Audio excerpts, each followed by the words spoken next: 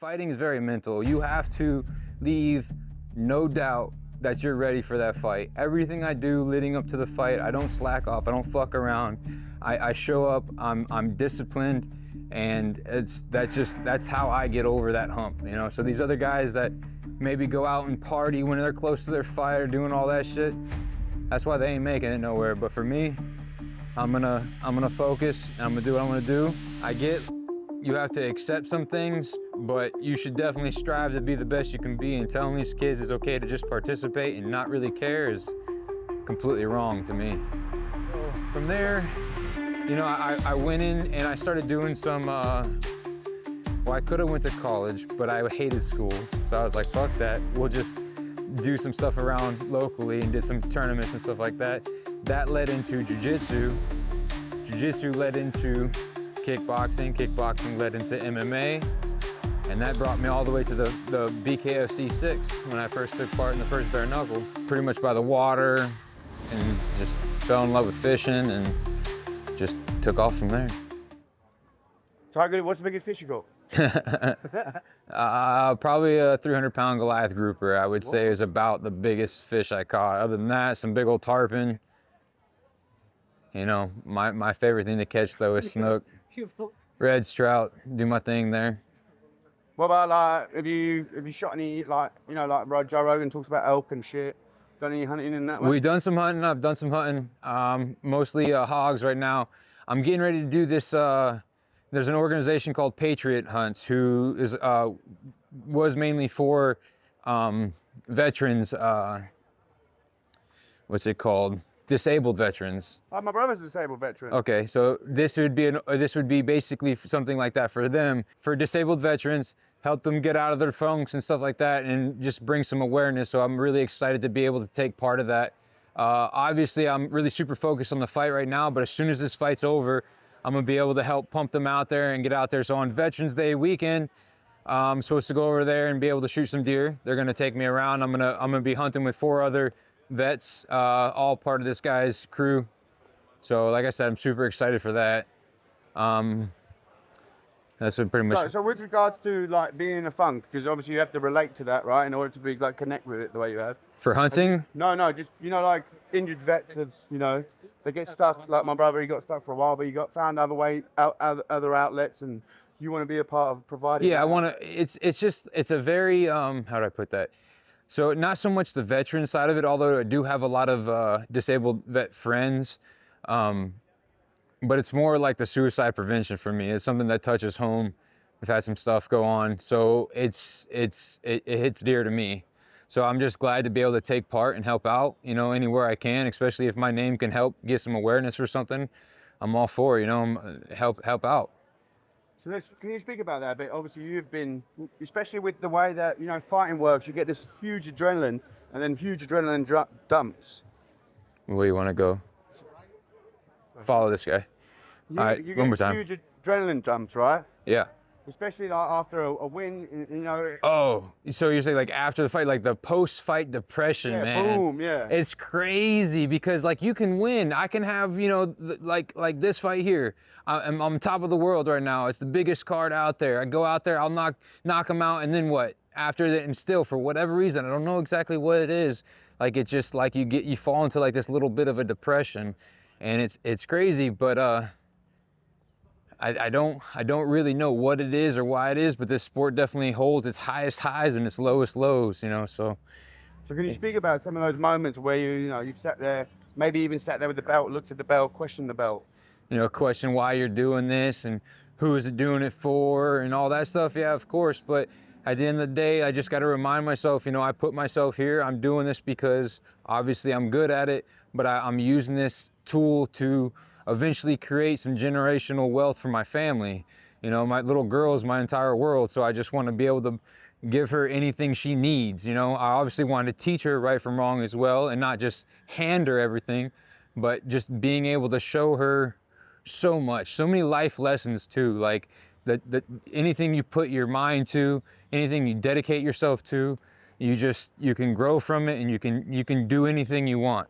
You know, so between feeding them and showing them all this stuff, it means a lot. And that's why I continue to do it, even though there's little setbacks. It's a roller coaster of emotions. You know, these fights are a little bit crazy, but it's just how it goes.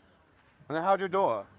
She's 10. Oh, 10. My son's 4 at the moment. Oh, yeah? I'm kind of trying to, you know, little things like at school when they teach them, like, oh, everyone's a winner. I'm like, no, mate, not everyone can win.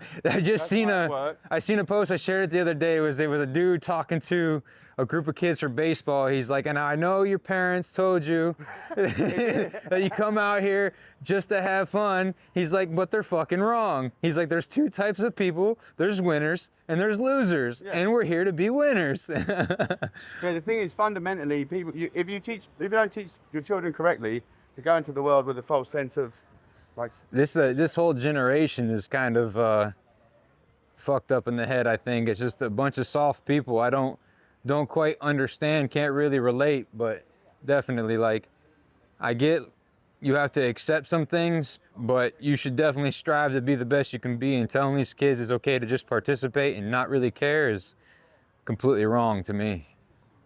So in terms of participation, like, you've been a participant of combat sports for quite a long time. Do you know? Yeah, I've been fighting for 12 years. So pretty much what went on is about halfway through halfway through the wrestling season of my senior year, my coach, I don't really want to say a troubled kid, but I was very stubborn. Yeah. And he's like, hey man, come out and do wrestling. You'd be great at it, blah, blah, blah. I'm like, all right, I'll go try it. Well, from the very first practice, I fell in love. You know, I only wrestled half the year as a senior, and obviously that was the end of it. But I wound up placing, or like I won districts, I went to regions. I was a triple overtime away from going to states.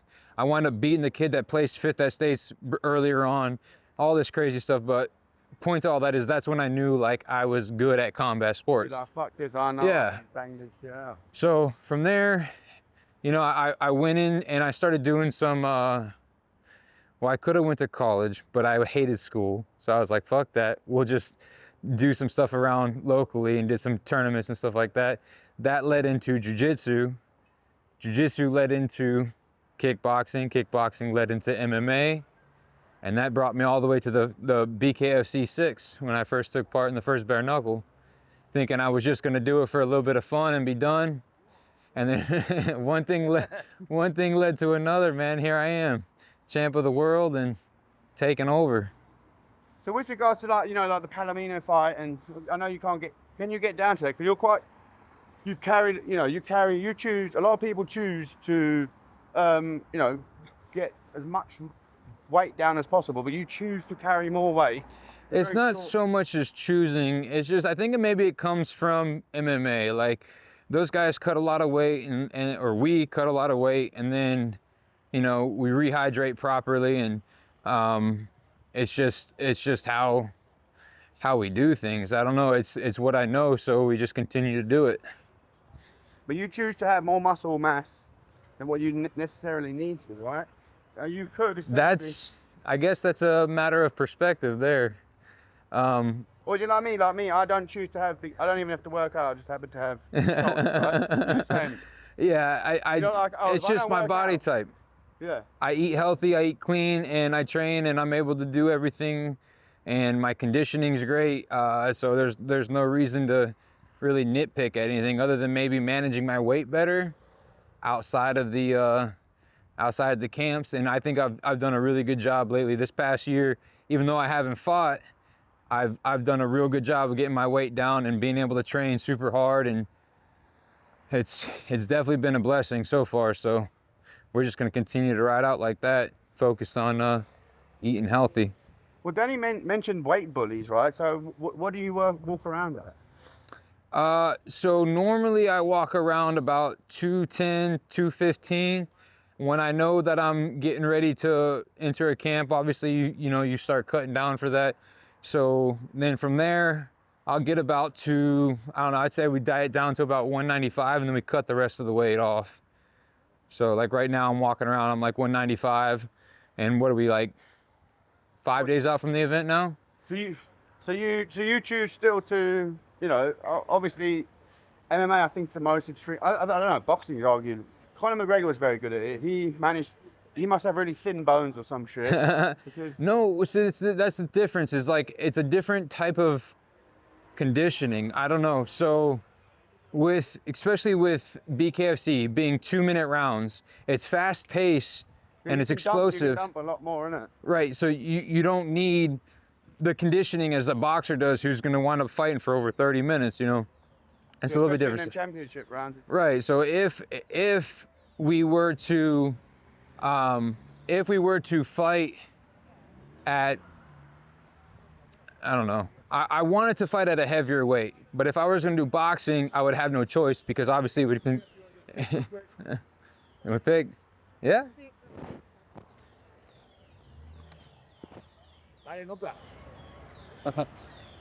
¿Tú también ahí? Sí. Moto, mami.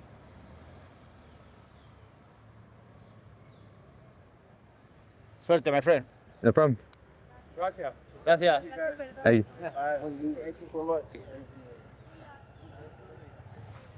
We're 12, thanks for that. talking about the weight cuts and all that stuff, right? So if I was boxing, I'd actually have to move up a higher weight class. But being that it's 2-minute rounds, 5 rounds, I feel like I can drop a significant amount of weight and still be 100% within that time frame. But as you know, I believe I'm still ranked #1 at 185 too, and I would love to take that class over. But right now, my boy Jared Warren, Captain Deadpool, as y'all know, he also has the belt. Also a former opponent of Christie that he didn't fare too well against. So until he is either done fighting, or pretty much, yeah, until he's done fighting, then I gotta wait. What? You won't fight him? Absolutely not. That's my brother. I can't fight my brother. Your actual brother? No, it's just family, shift family. Okay. Fight every day. Yeah, we fight every day in the gym, but that's different, man. Like, fighting is very mental. You have to leave no doubt that you're ready for that fight. Everything I do leading up to the fight, I don't slack off. I don't fuck around. I show up. I'm disciplined, and that's how I get over that hump. You know. So these other guys that maybe go out and party when they're close to their fight or doing all that shit, that's why they ain't making it nowhere. But for me, I'm gonna focus and I'm gonna do what I'm gonna do. If I listen, this is not supposed to be in the video. That's how I cut weight. This helps push water out.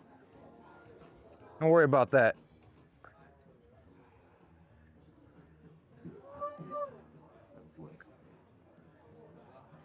Am I supposed to yell at them or something? No, I don't fucking know. Where are they though? 'Cause we're Up there. You're over there. Walking in. They're with us. That was loud. Sorry. Okay. Well, he did the.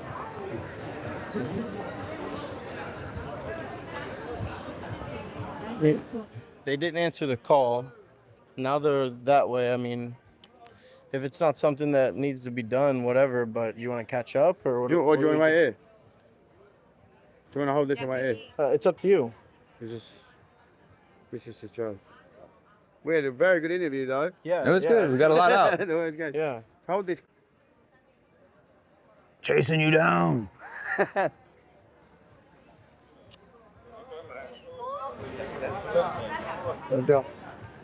I'm gonna use that line now, I guess. Yeah, but yeah, just do your thing. So anyway, you saying that your friends didn't give you much advice? No, there's not really much to go off of. There's levels to this, and Danny said himself, man, he's been doing this shit for 2 years, and there's levels to this, man. I've been grinding out for BKFC 5 years, been fighting for 12. We're on 2 different playing fields, man, and he's gonna find that out real fast. The thing is, he gave me that respect. He did say like, well, do you think it's like me giving someone respect where it's like you respecting it or thinking you're acknowledging it doesn't mean that. Yeah, knowing something doesn't mean you're prepared for it, you know, or it doesn't mean you can do anything about it. I know that if a car hits me, going 50 miles per hour, I'm gonna die. Me standing there, what do I gotta do? I gotta get the fuck out the way. So is he gonna fight me? He's gotta show up, you know, so he can't get out of the way. He's gotta show up. You know, Yeah, it's a so good way, 'cause when you said that, I thought, yeah, like if I know I'm going to crash into a wall, it doesn't mean that I'm going to be able to handle the impact. right. So it's shit. You see how that's how it is, man. So he can think he knows everything he needs to know, but at the end of the day, can he be what he needs to be? And I don't think that's the case.